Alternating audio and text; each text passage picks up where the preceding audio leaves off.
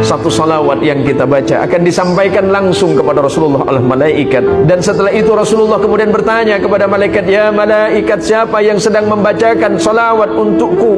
"Ya Rasulullah, dia adalah salah satu dari umatmu yang selalu bermaksiat, ya Rasulullah. Sampaikan kepada kekasihku, kita bermaksiat, tapi Rasulullah menyebut kita kekasihnya. Kita ini selalu berdosa kepada Allah dan bermaksiat kepada Allah, tapi ketika kita menyebutkan kalimat Allahumma salli ala Sayyidina Muhammad, disampaikan kepada Rasulullah. Rasulullah kembali memberikan salam kepada kita. Sampaikan kepada mereka, ya malaikat, kalau mereka membaca salawat kepadaku satu, maka niscaya Allah akan membalas 10 kebaikan bagi mereka." Maka janji Rasulullah untuk kita semuanya, orang yang paling berhak duduk bersamaku di yaumil qiyamah adalah orang-orang yang senantiasa lidah dan hatinya berzikir kepada Allah dan membacakan salawat untukku.